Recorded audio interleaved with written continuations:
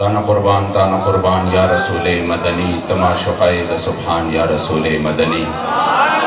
ستا محبت چے پکم زلکی نقشوی نوی نشتہ غی زلکی ایمان یا رسول مدنی کہ ہزار زلہ ایمان روڑی خوبستالہ عشقہ چرے بنشی مسلمان یا رسول مدنی اور ہم سوئے حشر چلیں گے شاہ ابرار کے ساتھ اور قافلہ ہوگا روا قافلہ سالار کے ساتھ ہم سوئے حشر چلیں گے شاہ ابرار کے ساتھ اور قافلہ ہوگا روا قافلہ سالار کے ساتھ یہ تو طیبہ کی محبت کا اثر ہے ورنہ کون روتا ہے لپٹ کر در دیوار کے ساتھ قبلہ قائد محترم امیر محترم جگر گوشہ امیر المجاہدین فنافی خاتم النبیین جناب حضرت صاحبزادہ حافظ محمد سعد حسین رضوی صاحب دامت برکاتہم و فیوزاتہم علینا کی موجودگی میں اور تحریک لبیک یا رسول اللہ کے مرکزی قائدین اور بالخصوص شہید ناموس رسالت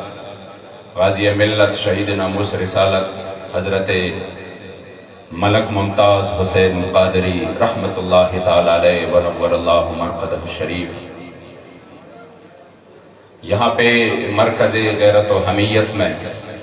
یہ جو میں نے نام آپ کے سامنے رکھا یہ نام حضور قبلہ امیر المجاہدین کا تھا کہ آپ کے جب خطبے پر لکھنے کے لیے سوال کیا گیا تو آپ نے فرمایا یہاں پر لکھنا ہے مرکز غیرت و حمیت بخدا اس صدی میں ہم نے بڑے بہادروں کی اور بڑے دلیروں کی داستانیں سنی لیکن موت کا سامنا کسی بھی بڑے کے سامنے آ جائے بڑے بڑے لوگ اس میں فیل ہو جاتے ہیں موت کا سامنا بہت مشکل کام ہے لیکن خدا کی قسم غازی ملت شہید ناموس رسالت ملک ممتاز حسین قادری نے تخت دار پہ جا کر جب خود پانسی کا بندہ چوم کر لبیک یا رسول اللہ کا نعرہ لگایا تو پورے عالم کفر کو بھی پیغام دیا اور رسول اللہ کے غلاموں کو بھی یہ دکھایا کہ کس طرح حضور کے نام پر حضور علیہ السلام کے عشق و محبت میں حضور کے عاشق کس طرح اپنی جان کی بازی لگاتے ہیں واللہ ان کی قربانی کی بدولت اور پھر اللہ کریم جل جلالہ نے اس قربانی کو گھر گھر تک پہنچانے کے لیے حضور امیر المجاہدین کا جو انتخاب کیا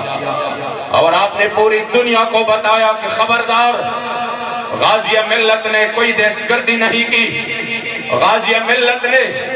کوئی ماورائے عدالت اور ماورائے آئین کام جو آپ کہتے ہیں کہ یہ دہشت گردی ہے آپ نے فرمایا اگر یہ دہشت گردی ہے